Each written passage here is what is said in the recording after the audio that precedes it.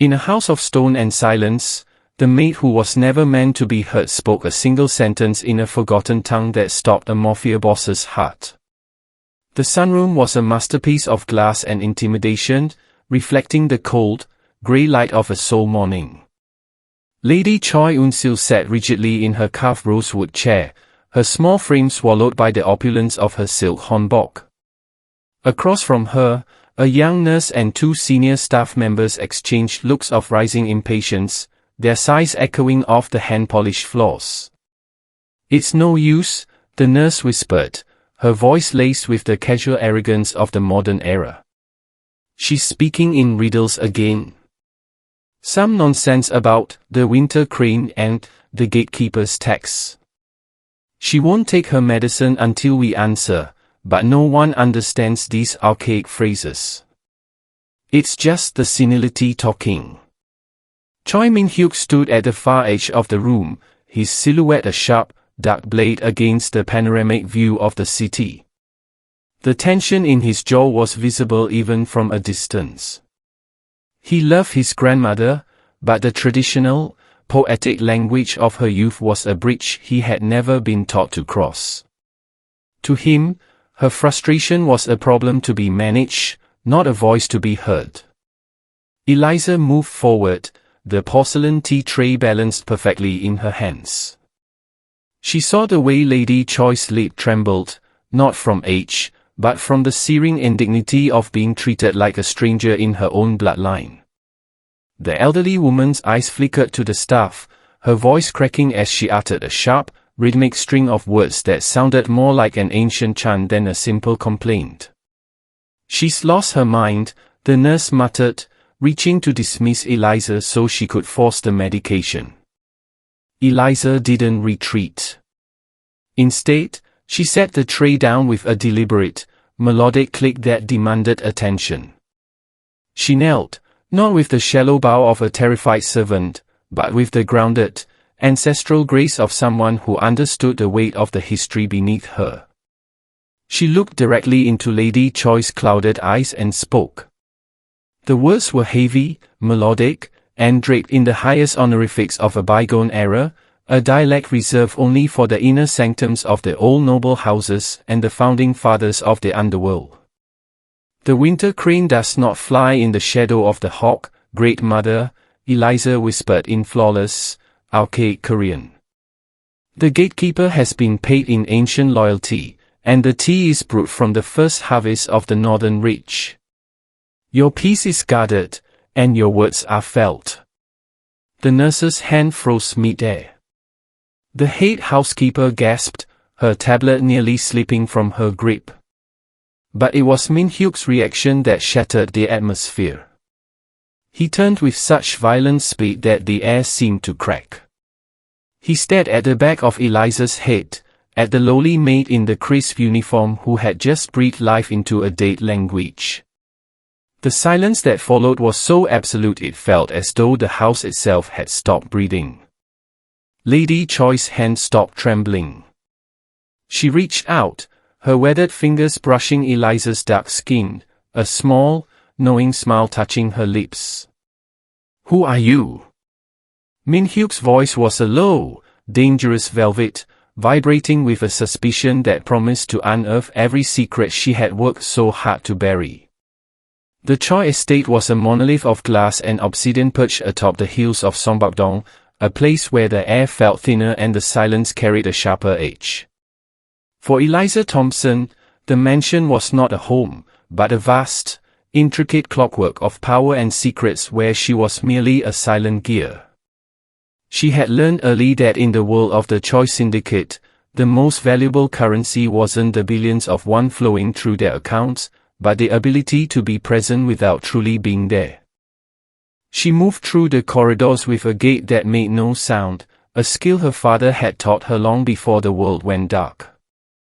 Her uniform was always pressed to a clinical perfection, the black fabric and white collar acting as a camouflage of servitude. To the elite guards and the high-ranking lieutenants who paced the halls, she was part of the architecture, as unremarkable as the Ming vases or the silk tapestries.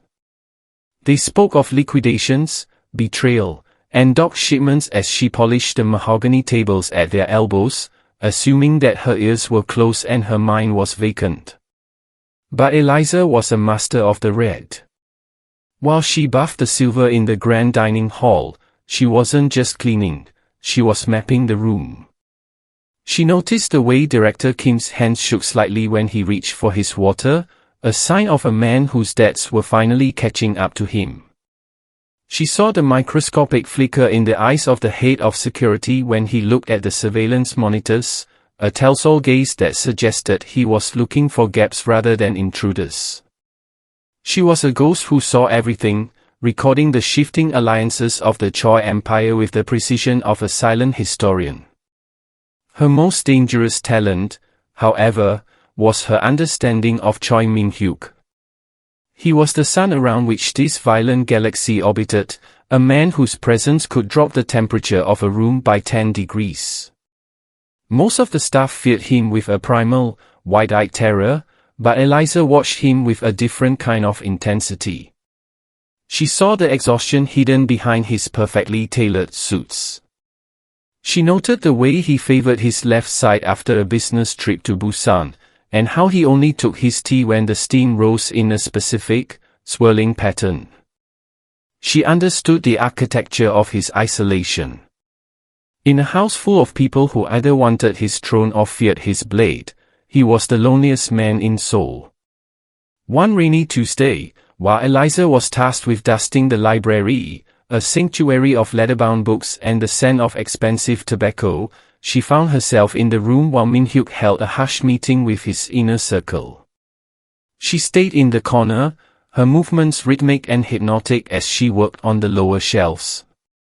"The elders are restless, Min-hyuk," a voice rasped. It was Hon, a man whose loyalty felt like a thin sheet of ice over a deep, dark lake. "They say the old traditions are being forgotten. They don't like the way the new accounts are being handled." Eliza didn't look up, but she heard the subtle shift in Min-hyuk's breathing. He was leaning back in his chair, his fingers tapping a slow, rhythmic beat against the desk. 3 taps. A pause. 2 taps. It was a code of impatience her father had once described, a warning that the predator was about to strike. "The elders are living in a world that no longer exists," Min-hyuk replied, his voice a low, dangerous hum. "If they want to talk about tradition, they should start with loyalty." Eliza's heart hammered against her ribs. She knew the names they were discussing, the old guard, the same man who had whispered the orders that led to her father's downfall. She felt the urge to speak, to warn him that Han's eyes were darting toward the safe behind the desk, but she forced herself to remain a shadow. To speak was to exist. To exist was to be hunted. She finished her task and bowed low, her eyes fixed on the hem of Min-hyuk's trousers. As she turned to leave, she caught a glimpse of his reflection in the glass of the bookshelf. For a fleeting second, his gaze wasn't on his advisors or his documents. He was looking at her, or rather, looking at the space she occupied, a frown of curiosity flickering across his handsome, stony features as if he had sensed a ripple in the still water of his life. She slipped out of the room before the thought could take root. Back in the safety of the servants' quarters, Eliza sat on the edge of her narrow bed, her hands finally trembling. She had spent years perfecting the art of being nothing, but as the shadows lengthened over the Choi estate, she realized that being a ghost wouldn't be enough for much longer. The house of stone was beginning to crack, and soon, the silence would have to break. The sunroom was an island of deceptive tranquility, a glass-walled sanctuary where the morning light hit the polished obsidian floors with a clinical, unforgiving brightness. Lady Choi Eun-sil sat at the center of this crystal cage, her small, frail body draped in a hanbok of heavy, midnight blue silk. She looked like a relic from another century, out of place amidst the minimalist Italian furniture and the humming air purification systems. Eliza entered the room with the practiced, silent grace of a shadow. In her hands, the porcelain tea service rattled almost imperceptibly, the only betrayal of her nerves. She had spent months perfecting the art of being a ghost in this house, but today, the air felt heavy, charged with a static tension that raised the hairs on her arms. Standing by the floor-to-ceiling windows was Choi Min-hyuk. He was dressed in a charcoal suit that looked like armor, his back turned to the room as he spoke in low, clipped tones into a sleek encrypted phone. Even in repose, he radiated a predatory stillness. He was the master of a modern empire, a man who dealt in digital ledgers and high-velocity lead, yet he was currently being defeated by the one person he couldn't control, his own grandmother. "I told you, she won't eat," the nurse snapped, her voice high and thin with exasperation. She was a young woman, highly trained and highly paid, but she lacked the one thing the Choi matriarch demanded, respect for the old ways.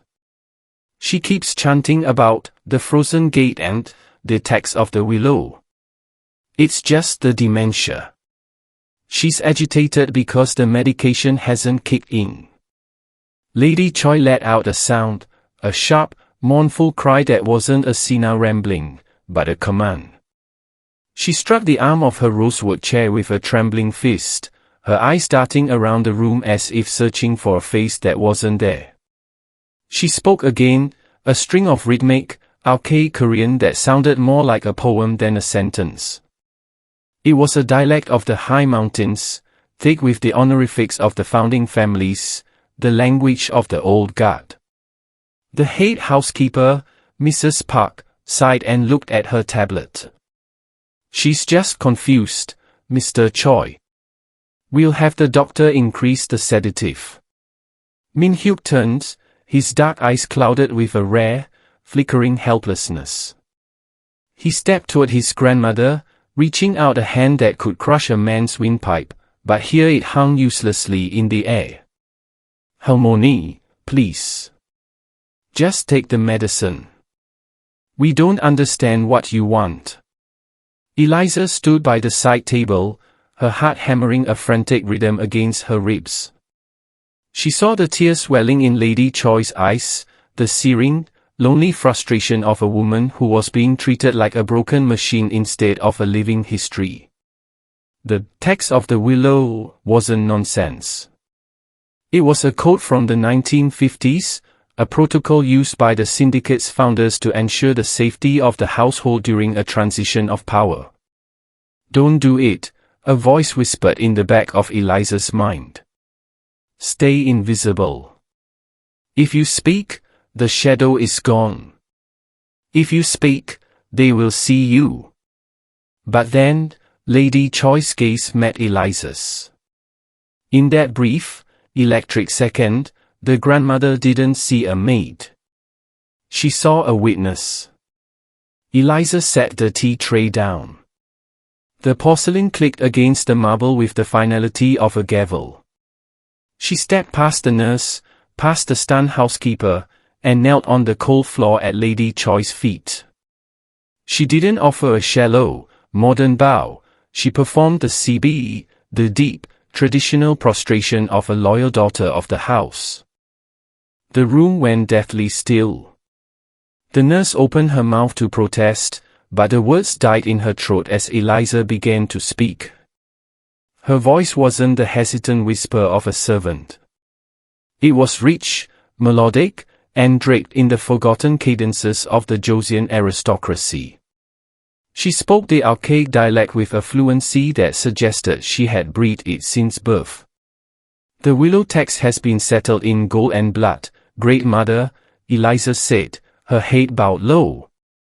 "The gate is not frozen, it is guarded by the sons of the tiger. Your son's son stands before you, and the half of the Choi family burns with a fire that no winter can touch."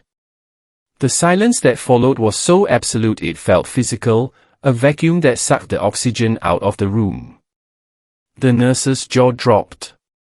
Mrs. Park's tablet slipped from her numb fingers, clattering loudly on the floor. Min-hyuk froze. He stared down at the back of Eliza's neck, at the dark skin contrasting against the crisp white of her collar. His brain seemed to struggle to process the data. The lowly black maid he had ignored for 8 months had just accessed a part of his family's soul that he himself couldn't reach. Lady Choi's breath hitched. Her trembling hand reached out, her gnarled fingers brushing the top of Eliza's head. The fire of her agitation vanished, replaced by a profound, weeping relief. "You!" the old woman whispered in the same ancient tongue. "You remember the promise." "I remember, Great Mother," Eliza replied, her voice steady despite the fact that her world was currently collapsing around her. Min-hyuk moved then, his footsteps heavy and deliberate as he circled Eliza like a wolf inspecting a sudden, impossible intruder. He reached down, his fingers gripping Eliza's chin and forcing her to look up. His touch was cold, his eyes searching hers with a terrifying, piercing intensity. "Where?" Min-hyuk breathed, his voice a low, dangerous velvet that sent a shiver of pure ice down Eliza's spine. "Did a girl like you learn the secret language of my ancestors?" Eliza looked into the eyes of the most feared man in Seoul and realized that the invisible girl was dead. She was no longer a ghost in the Choi mansion. She was a target. Min-hyuk did not release her. His grip on her chin was firm, not enough to bruise, but authoritative enough to signal that the world outside this moment had ceased to exist. He signaled to the head housekeeper with a sharp, dismissive jerk of his head. The staff scrambled out of the sunroom, the nurse practically tripping over her own feet in her haste to escape the vacuum of Min-hyuk's brewing storm. He didn't speak until the heavy, double-oaked doors of his private study clicked shut behind them.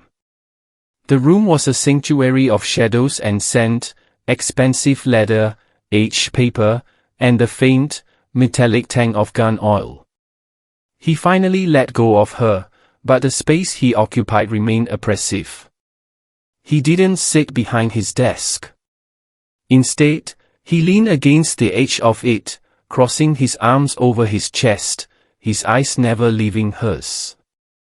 "In my world, Eliza, surprises are usually followed by a funeral," Min-hyuk said, his voice dropping to a low, dangerous frequency.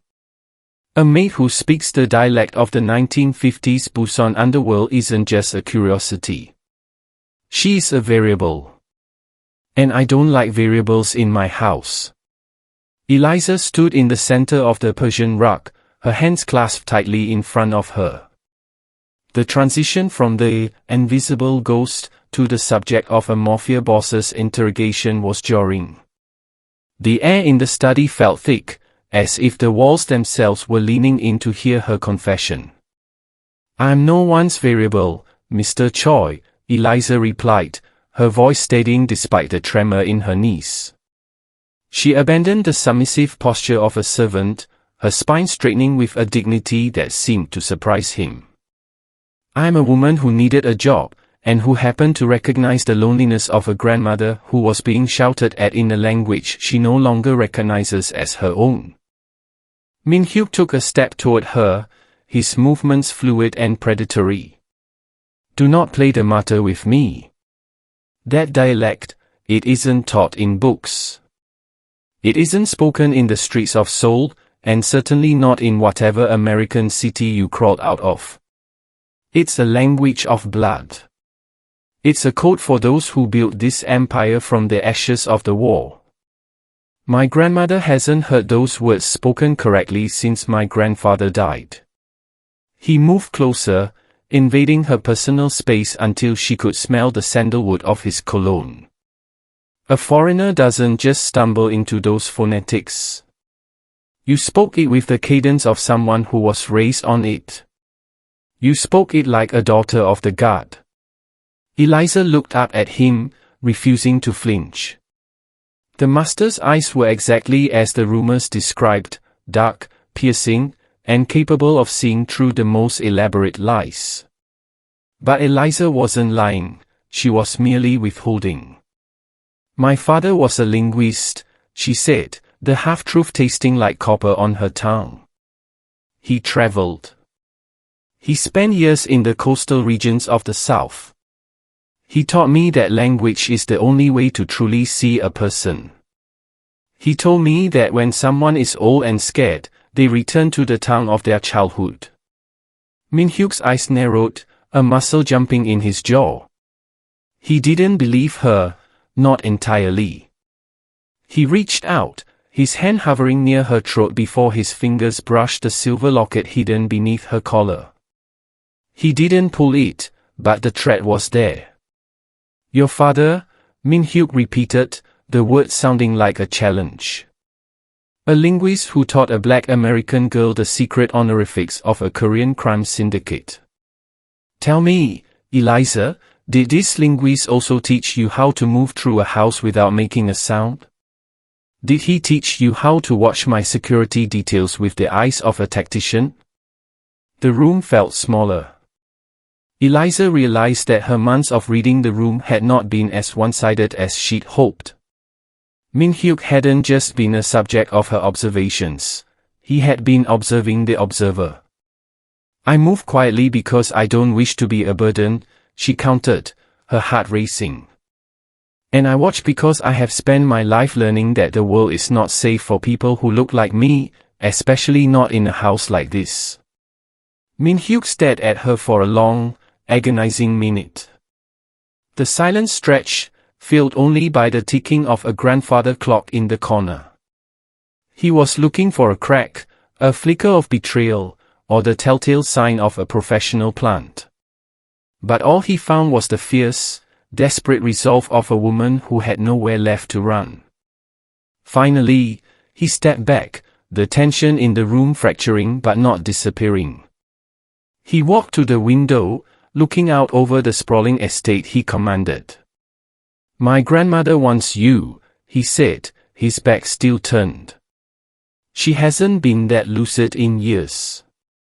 She believes you are a sign, a messenger from the past. If I send you away now, she will likely wither. And I will not have that. He turned his head slightly, his profile sharp against the daylight. You will stay. But you are no longer a maid. You will be Lady Choi's personal companion. You will eat with her, you will talk with her, and you will stay by her side. Then, his voice turned into a blade of ice. But make no mistake, Eliza. I'm going to find out who your father really was. I'm going to dig into every shadow you've hidden in. And if I find out you are a thread in the web of the people trying to take this house down, I will personally ensure you never speak another word in any language. Eliza felt the weight of the death warrant he had just implicitly signed, but she also felt a spark of something else, a chance. I understand, Mr. Choi, she said softly. As she turned to leave, his voice caught her at the door. One more thing. She paused, her hand on the cold brass handle. What did she mean? Min-hyuk asked, his voice uncharacteristically quiet. When she said you remembered the promise. What promise? Eliza didn't turn around. She couldn't. If he saw the moisture in her eyes, the game would be over. It's an old proverb, sir. The crane never forgets the hand that mended its wing. She was just being poetic. She slipped out before he could question her further, leaving Min-hyuk alone in the shadows of his study, staring at the spot where she had stood, his mind already beginning to dismantle the mystery of the girl who was far more than a ghost. The basement of the Choi estate was not a cellar, it was a fortress of silicon and steel, a temperature-controlled vault where the Syndicate's digital and physical histories were kept in a state of suspended animation. Min-hyuk sat before a wall of monitors, the blue light washing over his face and making him look like a ghost in his own home. He had spent the last 4 hours dismantling the firewall of a defunct security firm that had served the Choi family 20 years ago. He was a man obsessed, driven by the haunting melody of Eliza's voice and the way she had bowed, a gesture that wasn't learned in a classroom, but inherited through the very marrow of one's bones. "Search query, Thompson, Elias," he whispered. The computer hummed, a low, mechanical growl that echoed in the sterile room. Files began to cascade across the screen, heavily redacted police reports, shipping manifests from the Busan docks, and payroll ledgers from the early 90s. Min-hyuk's eyes tracked the data with a predator's focus until he hit a dead end, a file labeled, "The Obsidian Shield." It was a classified internal document from his father's era. As the decryption bar crawled toward 100%, Min-hyuk's mind drifted back to a memory he had spent a lifetime trying to bury. He was 7 years old, trapped in the back of a black sedan that was riddled with bullets. The smell of copper and smoke had been overwhelming. He remembered a pair of large, steady hands pulling him from the wreckage, shooting his small body as glass rained down like diamonds. He remembered the man's voice, deep, calm, and speaking that same archaic, southern dialect, telling him to close his eyes and count to 10. The screen flashed. The file opened. A photograph appeared, grainy and yellowed with age, but unmistakable. It was a picture of his father, the late Chairman Choi, standing shoulder to shoulder with a tall, imposing black man in a dark tactical suit. The man wasn't a servant, he was standing with the relaxed posture of an equal, his hand resting on the hilt of a traditional Korean blade. Min-hyuk's breath hitched. In the man's hand, partially obscured, was a silver locket, the exact same locket he had glimpsed beneath Eliza's collar during their confrontation in the study. "Eliza Thompson," Min-hyuk read aloud, his voice barely a breath. Code name, The Ghost. Personal security detail for the chairman. Status, deceased. Categorization, traitor. He scrolled down, his pulse hammering against his ribs. The report detailed the Incheon ambush, the very event that had nearly killed Min-hyuk as a child. According to the official record, Eliza Thompson had leaked the chairman's location to a rival faction and had been killed while attempting to flee. But as Min-hyuk dug deeper, bypassing a secondary encryption layer his father had personally installed, he found a hidden addendum. It was a handwritten note, scanned into the system. Elias took the fall to protect the succession. He wasn't the traitor. He was the sacrifice. His daughter must never know the debt we owe him, for her own safety. The truth hit Min-hyuk with the force of a physical blow. Eliza wasn't just a maid. She wasn't an intruder or a spy. She was the daughter of the man who had taken a bullet for him, the man whose reputation had been incinerated to hide a rot within the Choi family tree. He stood up so abruptly his chair clattered against the floor. He needed to see her. He needed to look at her not as a variable, but as the living embodiment of a blood debt he could never repay. He made his way up the winding stone stairs, his footsteps echoing like thunder in the silent house. He found Eliza in the small, private garden attached to Lady Choi's quarters. The moon was a silver sliver above them, casting long, dramatic shadows across the manicured grass. Eliza was sitting on a stone bench, her head bowed as she read aloud to the sleeping grandmother. She wasn't wearing her maid's uniform anymore, she wore a simple, dark wrap that made her look like part of the night itself. Min-hyuk stopped at the edge of the garden, hidden by the shadow of a weeping willow. He watched her for a long time. He saw the way she touched the locket at her throat, her lips moving in a silent prayer or perhaps a conversation with a ghost. He realized then why she had come here. She hadn't come for revenge, she had come to find the only piece of her father that was still alive, the language, the culture, and the family he had died to protect. She was living in the mouth of the lion, scrubbing the floors of the people who had branded her father a traitor, just to be near his memory. A surge of protective fury, deeper and more visceral than anything he had ever felt, washed over him. He looked at the mansion behind him, the house of stone and silence, and realized it was filled with the very men who had orchestrated the lie. The advisors, the lieutenants, the old guard, they were the ones who had murdered her father and stolen her name. Min-hyuk stepped out of the shadows. Eliza froze, her eyes widening as she sensed his presence. She began to stand, her posture reverting to that of a cautious servant, but he held up a hand to stop her. "Don't," he said, his voice thick with an emotion he couldn't name. "Don't ever bow to me again." Eliza's hand flew to her locket, her knuckles white. "Mr. Choi. What is it? Did I do something wrong?" He walked toward her until only a few inches of moonlight separated them. He reached out, his hand trembling slightly as he gently tucked a stray lock of hair behind her ear. It was the first time he had touched her without the intent to intimidate. "Your father's name was Elias," Min-hyuk said, the words hanging in the air like a confession. Eliza's face went pale, her breath hitching in a way that shattered his heart. The book in her lap slipped to the grass, forgotten. "How?" she whispered, her voice breaking. "How do you know that name?" "Because he saved my life," Min-hyuk replied, his dark eyes burning with a new, dangerous resolve.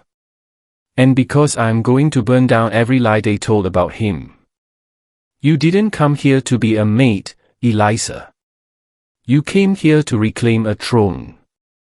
And I am going to help you take it." In that moment, the power dynamic of the Choi estate shifted forever. The master was no longer the master, and the ghost was no longer a ghost. They were two survivors of a single tragedy, standing in the ruins of a legacy that was about to be rebuilt in blood and truth.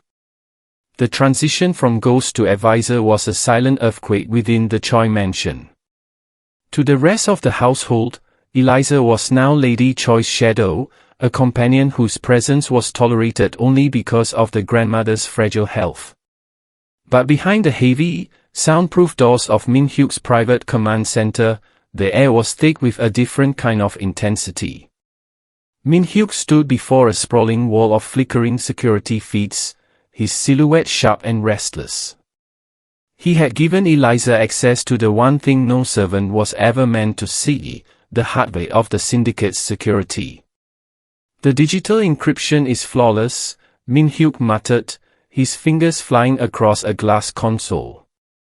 "We have biometrics at every entry point, thermal sensors in the walls, and a rotating frequency for the guard comms. Yet, information is still leaking. My movements in Busan were known before my car even touched the asphalt. There is a ghost in my machines, Eliza."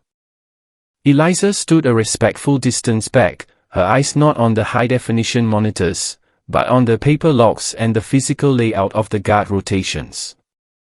She didn't look like a maid anymore. There was a cold, analytical precision in her gaze that mirrored Min-hyuk's own. She was looking for the old guard logic, the analog tricks her father had whispered to her during late-night lessons in their small apartment in America, lessons disguised as bedtime stories. "You're looking for a digital ghost in a house built on ancient stones," Eliza said softly, her voice cutting through the hum of the servers. "My father used to say that the more complex the lock, the simpler the key.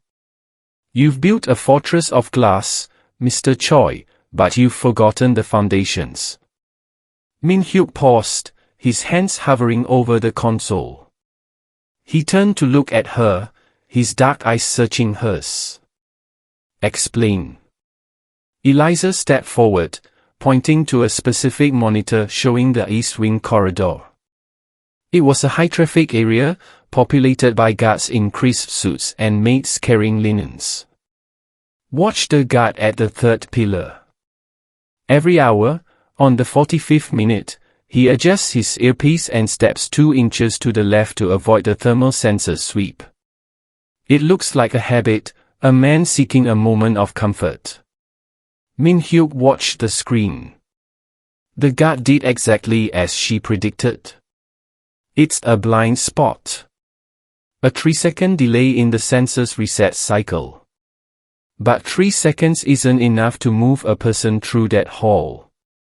It's not for a person, Eliza counted. It's for a signal. Look at the shadows, not the light. She leaned in, her shoulder nearly brushing his.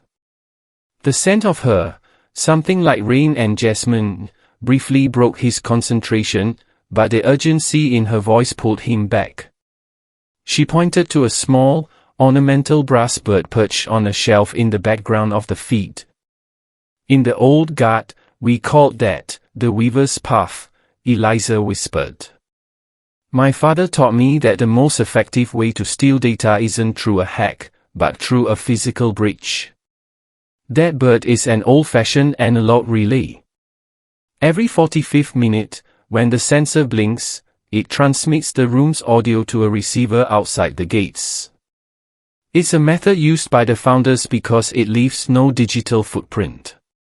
No firewall can catch a signal that travels on a radio wave from 1974. Min-hyuk's face went stone cold. He realized that the snake wasn't just a hacker, it was someone who knew the original blueprints of the Choi legacy, someone who had been in the inner circle since the days of the Obsidian Shield. The bird was a gift, Min-hyuk said, his voice dropping to a terrifying, lethal whisper. A housewarming present from Director Han when I took over the chairmanship. He told me it belonged to my grandfather. He used your sentiment as a blindfold, Eliza said. He's not just stealing your secrets, he's mocking you with the very traditions he's betraying. Min-hyuk turned away from the screens, his gaze fixing on Eliza. The realization of the betrayal was eclipsed by a growing awe of the woman standing before him. She had seen in minutes what a dozen high-priced security consultants had missed for months. She had the old guard eyes, the ability to see the trap before the teeth snapped shut. Han was my father's right hand, Min-hyuk said, pacing the small room like a caged tiger. If he is the one who framed your father, he won't stop until he's cleared the board. He's been waiting for me to fail, to prove that I'm too modern to lead. He's using the old ways to dismantle the new world I've built. He stopped in front of her, his hands gripping her shoulders. The heat of his touch was a stark contrast to the cold fury in his eyes. You've given me the hate of the snake, Eliza. But we can't cut it off yet. If we move now, he'll vanish into the shadows of the secondary factions. We need the evidence he's been hiding, the proof that your father was innocent and that Han is the architect of the Incheon ambush. He'll be at the ancestors' ceremony on Friday, Eliza noted, her mind already moving to the next move on the chessboard. It's the only time the old guard gathers in full. He'll be expecting you to be distracted by the protocols. Then we will give him a performance he won't forget, Min-hyuk replied, his grip on her shoulders tightening slightly. But I can't do this alone. I need someone who can move through that ceremony undetected, someone who knows the hidden language of the rituals and can spot the handoffs. He looked at her, his gaze intense and pleading. I need you to stop being a companion for a night. I need you to be my eyes. I need the ghost daughter to haunt the man who killed her father. Eliza felt a shiver of pure, cold adrenaline. For years, she had run from the shadows of her past, scrubbing floors to stay invisible. But as she looked into Min-hyuk's eyes, She saw more than a partner in vengeance. She saw a man who truly recognized her. "I have been a shadow my whole life, Mr. Choi," Eliza said, her voice echoing with a strength that would have made her father proud. "It's time the shadows started fighting back." Min-hyuk leaned down, his forehead resting against hers for a fleeting, breathless second. "Friday," he whispered. "We take it all back on Friday." As they stood in the blue light of the monitors, surrounded by the high-tech machinery of a modern empire, they were two ancient souls preparing for a battle as old as time. The snake had been found, and the trap was about to be turned. The black SUV wound through the serpentine roads of the Buchan Mountains, the city lights of Seoul fading into a distant, electric haze. Min-hyuk was driving himself, a rare occurrence that signaled the gravity of their situation. The silence inside the vehicle was thick, not with the tension of two strangers, but with the heavy, shared weight of a secret that could incinerate the world behind them. The safe house appeared suddenly, a minimalist structure of cedar and reinforced glass tucked into the side of a granite cliff. It was a blind spot in the Syndicate's geography, a sanctuary known only to Min-hyuk and his most loyal pilot. Here, there were no maids, no old guard lieutenants, and no cameras linked to the main estate. "The air is different here," Eliza whispered as the gates hummed shut behind them. She stepped out into the crisp night air, her lungs filling with the scent of pine and damp earth. It was the first time in 8 months she didn't feel the phantom weight of the Choi family's scrutiny. "It's the only place where the walls don't have ears," Min-hyuk replied, his voice rougher than usual. He carried her single small bag, the only remnants of her life as a shadow, into the house. Inside, the space was warm, lit by recessed amber lights that softened the sharp edges of the modern furniture. For the first hour, they moved around each other with a wary, lingering professional distance. Min-hyuk checked the perimeter sensors while Eliza stood by the kitchen island, her fingers tracing the grain of the wood. The transition from master and servant to allies in exile was a bridge made of fragile glass. "You should rest," Min-hyuk said, appearing in the doorway. He had shed his suit jacket and tie, the top buttons of his shirt undone. Without the armor of his position, he looked younger, the exhaustion around his eyes more pronounced. "The ceremony is in 48 hours. You need your strength." "I can't sleep," Eliza admitted, turning to face him. "Every time I close my eyes, I see Hon's face. I see the Weaver's Path relay. I wonder if he knows we found it." Min-hyuk walked toward her, his footsteps echoing softly.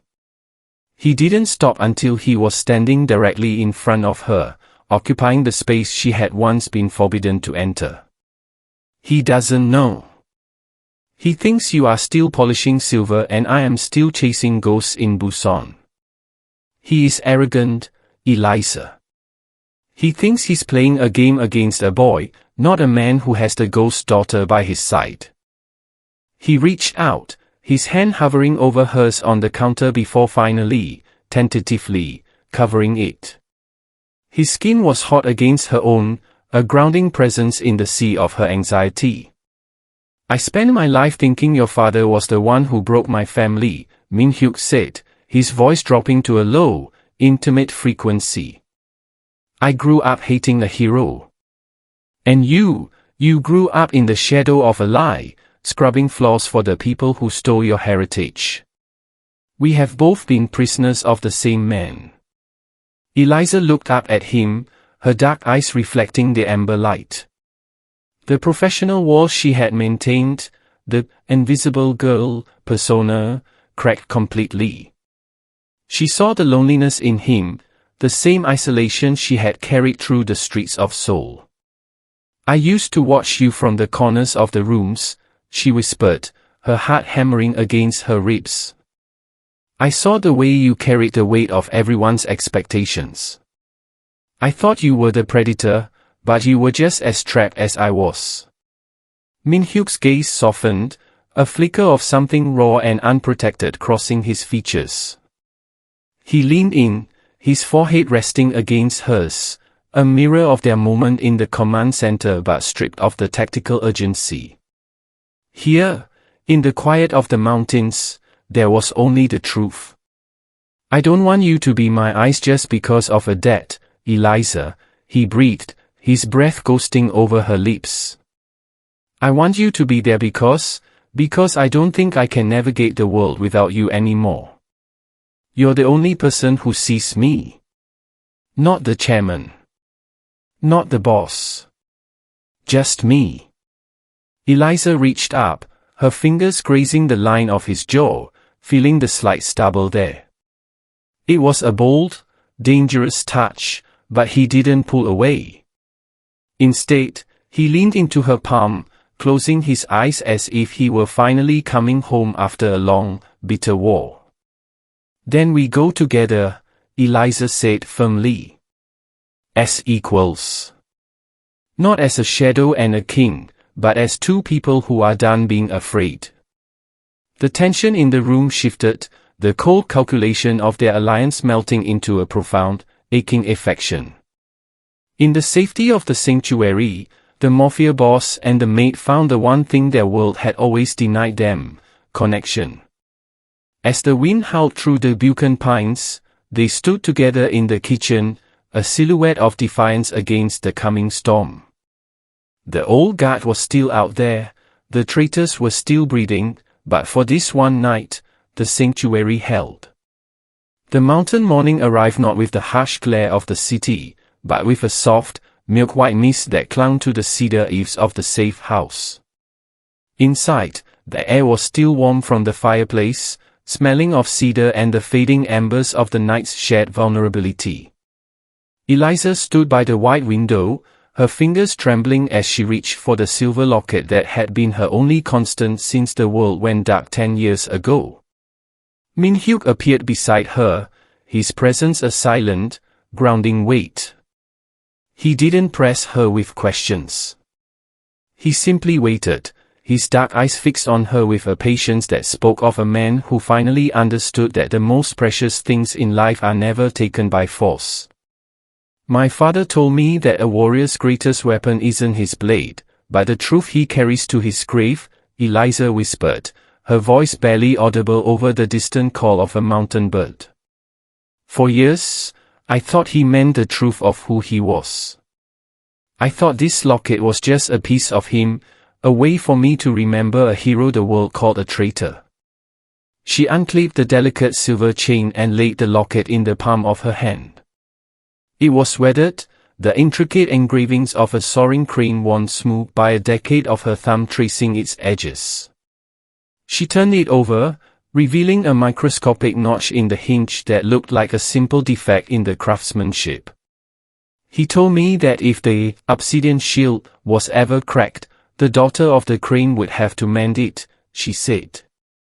She pressed a specific sequence on the silver casing, a rhythmic series of clicks that mirrored the 3-2 code Min-hyuk had tapped on his desk days ago. With a soft, metallic sigh, the locket didn't just open, the back casing slid away to reveal a wafer-thin, gold-plated drive, so small it could have been mistaken for a decorative filigree. Min-hyuk's breath hitched. He led her to the minimalist workstation in the corner of the room, his hands steady as he connected the drive to an air-gapped terminal.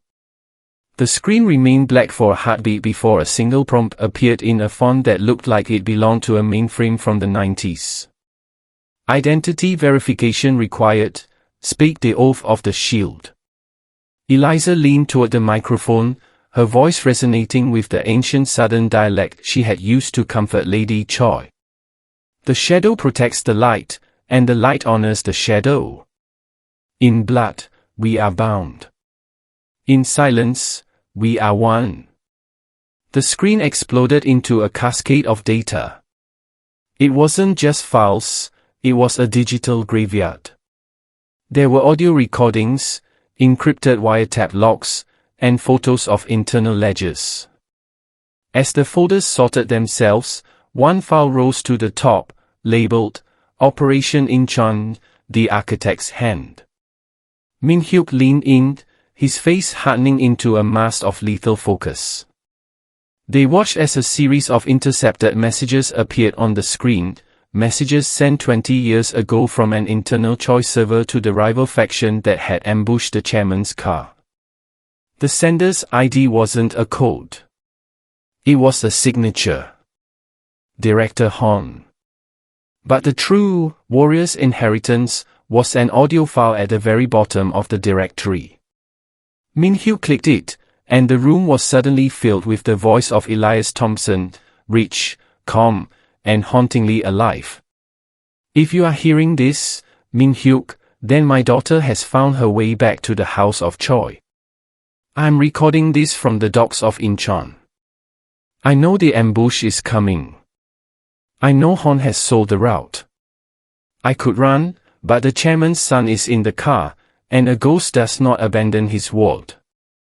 There was the sound of distant gunfire in the recording, a sharp, rhythmic staccato. Min-hyuk, tell your father that Hon is the rot. He has been siphoning the family's legacy for years to build his own shadow empire. I am taking the fall tonight so you can survive to lead a cleaner world. Eliza, my brave little crane, don't hate the Choi family. They are our family, too. Protect the boy. Restore the name. The truth is the only shield that never breaks. The recording ended with a heavy silence that felt like a physical weight pressing down on the room. Eliza's tears finally broke, silent and hot, as she stared at the screen. The man she had spent a decade mourning hadn't just died, he had orchestrated his own disgrace to ensure the survival of the boy standing beside her. Min-hyuk's hand found hers, his grip so tight his knuckles were white. The fury in his eyes was no longer the cold, aimless anger of a man being betrayed, it was the focused, righteous wrath of a king who had finally seen the face of his enemy. He spent 20 years mocking my father's memory, Min-hyuk said, his voice a low, vibrating growl of pure lethal intent.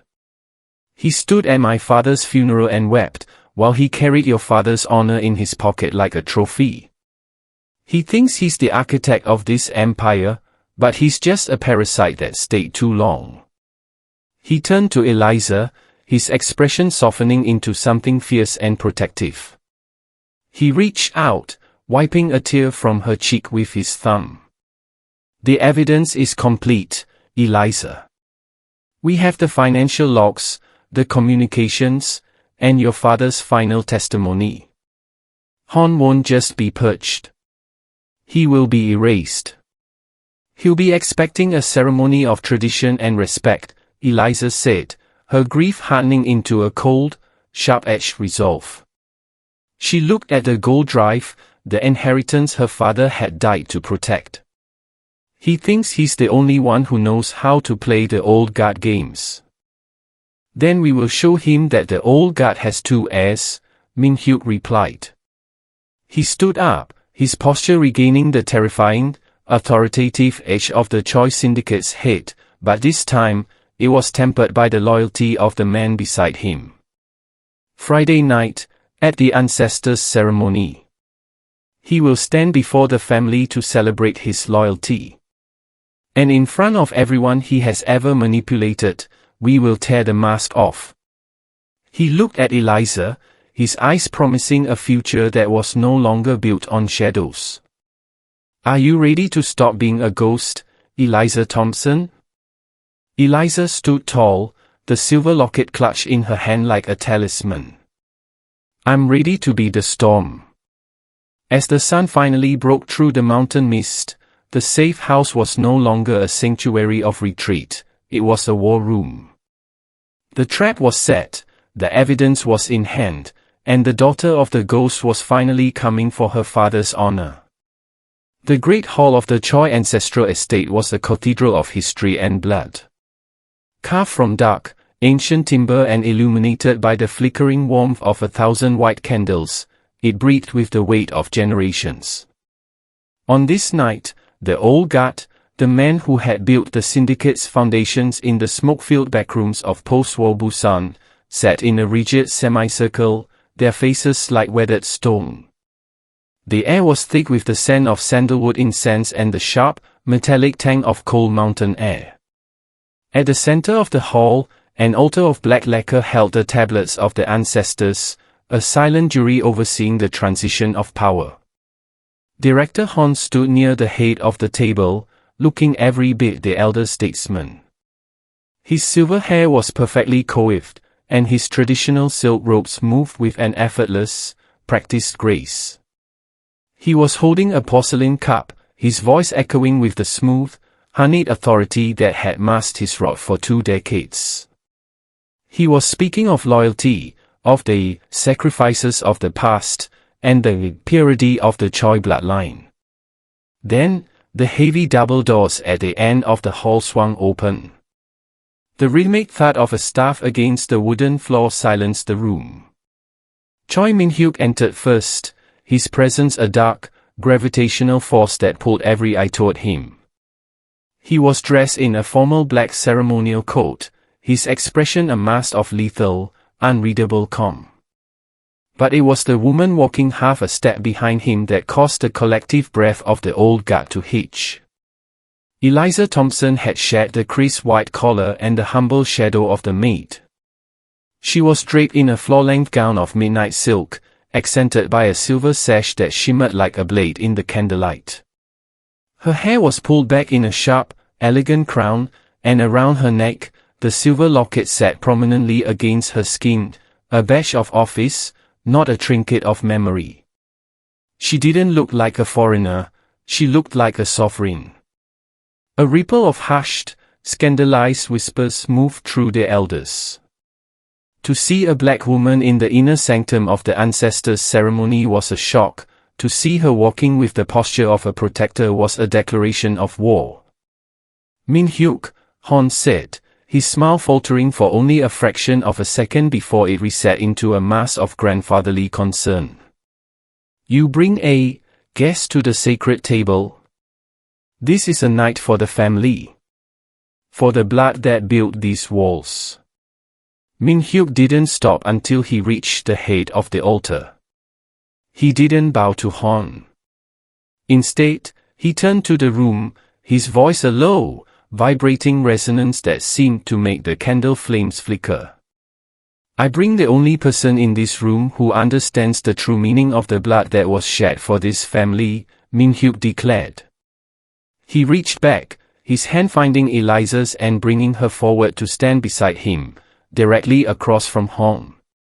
The elders speak of tradition. They speak of the old guard and the obsidian shield. Tonight, we honor the man who was the shield itself. Hon's eyes fixed on the silver locket at Eliza's throat. The blood drained from his face, leaving him a sickly, ashen gray. He recognized the engraving. He recognized the 3-2 rhythmic click Eliza made as she adjusted the clasp, a signal of the ghost. This is an insult, Hon hissed, his voice losing its honeyed edge. You bring a common servant into the presence of our ancestors? You mock our history, Min-hyuk. The girl's father was a traitor who nearly ended the Choi line at Incheon. Eliza stepped forward, her movement so fluid and grounded that even the oldest lieutenants leaned in. She didn't wait for permission to speak. She addressed the room in the high-honorific, archaic dialect that had stunned the household days before, her voice ringing out like a silver bell in the cavernous hall.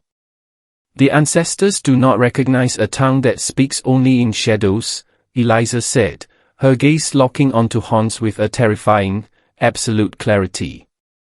The Incheon road was paved with gold from a traitor's hand, but it was guarded by a man who knew that a warrior's life is a small price for a family's future.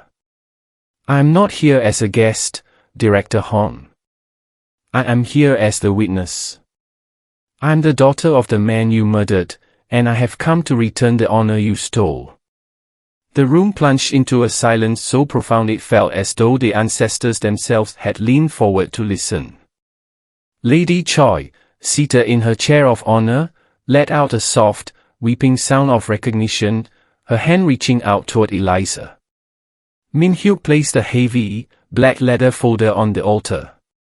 "My grandmother's heart was broken by the lies told in this room," he said, his eyes never leaving Hon's. "My father died thinking his brother-in-arms had sold him out. But the ghost left a record. A record that has been waiting 20 years for a daughter brave enough to bring it home." Hon looked around the room, his frantic gaze searching for an ally among the elders, but the tide had already turned. The sight of Eliza, standing with the dignity of a woman who had scrubbed their flaws while holding their lives in her hands, was a visual testament that couldn't be ignored. She was the silent guardian, the living bridge between the Choi past and its future. "You have no proof," Hon whispered, though his hands were shaking so violently that the tea in his cup began to spill. "I'm the proof," Eliza replied, her voice dropping to a low, intimate frequency that only Hon could hear. "My father taught me to see the snake in the grass before it strikes. I saw the weaver's path, Director. I saw the gift you gave the chairman. And tonight, the shield is mended." Min-hyuk stepped closer to Hon, the air between them vibrating with the promise of a long overdue justice. He didn't draw a weapon. He didn't need to. The truth, held in the hands of the woman beside him, was more lethal than any blade. "The ceremony of the ancestors is about legacy, Hon," Min-hyuk said. "And yours ends tonight." As the elders began to rise, their faces shifting from confusion to a cold, collective judgment, Eliza stood her ground. She was no longer the invisible girl. She was the anchor of the room, the secret witness who had finally stepped out of the shadows to claim her place at the table.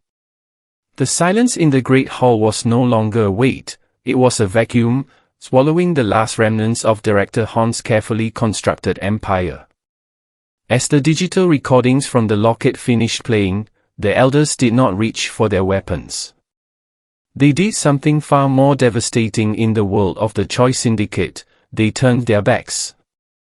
One by one, the men who had built the foundations of the obsidian shield rotated their chairs away from the altar, leaving Hon standing alone in the center of the room, a man already erased before he had even been removed. Min-hyuk stepped forward, his shadow falling over the trembling director. He didn't need to bark orders.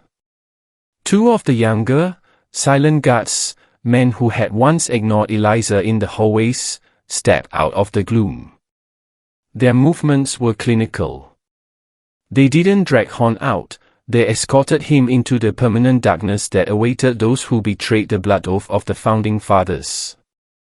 The snake was gone, not with a bang, but with the cold, hollow click of the great hall's doors closing behind him. "The history of this house has been written in ink for too long," Min-hyuk said, his voice carrying a new, unshakable authority as he turned to the elders. "Tonight, we correct the script." He signaled to a steward, who brought forward a heavy, velvet-lined box. Inside lay a new memorial tablet, carved from the same white jade as the chairman's own. Min-hyuk took the tablet and handed it to Eliza. It was a gesture of such profound significance that a collective intake of breath echoed through the room. By allowing her to place her father's name on the ancestral altar, Min-hyuk wasn't just clearing a man's name, he was adopting his legacy into the very heart of the Choi lineage. Eliza walked to the altar, her hands steady as she placed the jade tablet beside the man her father had died to protect. "Eliza Thompson," she whispered, her voice a bridge between the American streets of her youth and the Korean halls of her heritage. "The shield of the Choi. The ghost who never left his post." Lady Choi rose from her chair, her frailty replaced by a radiant, weeping pride. She walked to Eliza and took her hands, her gnarled fingers entwining with Eliza's dark skin. In the flickering candlelight, the two women, the keeper of the past and the guardian of the future, stood as one. "The crane has come home," Lady Choi said in the ancient dialect, her words a final, formal blessing that sealed Eliza's status. 6 months later, the morning sun broke over the Buchan Mountains, hitting the glass of the Choi estate with a warmth that felt earned. Eliza stood on the same terrace where she had once polished windows as an invisible maid. Now, she wore a tailored silk suit of deep emerald, a tablet in her hand and the silver locket resting openly against her collar. She wasn't a maid, and she wasn't just a companion. She had become the Syndicate's chief of intelligence, the bridge between the archaic traditions of the old guard and the high-tech reality of Min-hyuk's modern empire. She was the woman who saw the weaver's paths before they were even built, the one who ensured that no shadow ever moved in the house of Choi without her permission. A pair of strong arms wrapped around her waist from behind, and the scent of sandalwood and expensive tobacco enveloped her. Min-hyuk rested his chin on her shoulder, his eyes watching the city of Seoul wake up beneath them. "The board of directors is waiting," Min-hyuk murmured, his voice no longer a dangerous velvet, but a low, intimate hum of affection. "They're still terrified of you, you know. They say the ghost daughter hears the thoughts they haven't even had yet." Eliza leaned back into his chest, her heart full of a peace she had never thought possible. "Let them be afraid. It keeps them honest. Besides, I have a very good teacher in the art of intimidation." Min-hyuk laughed softly, turning her in his arms so he could look into her eyes. The coldness that had once defined him was gone, replaced by a fire that burned only for her. He reached out, his thumb tracing the line of her jaw, a gesture that had once been an interrogation and was now a promise. "You saved this house, Eliza," he said, his gaze intense and unwavering. "And you saved me. You turned a house of stone into a home." "We did it together," Eliza replied. She looked out at the horizon, where the shadow of her past had finally met the sun of her present. She was no longer running. She was no longer hiding. She was Eliza Thompson, the daughter of a hero, the partner of a king, and the equal of the most powerful man in Asia. As they walked back inside, hand in hand, the staff bowed, not out of fear, and not out of habit, but with a deep, genuine reverence for the woman who had spoken a forgotten tongue and reminded them all what loyalty truly meant. The maid was gone, the ghost was at rest, and the sun was finally high over the Choi estate.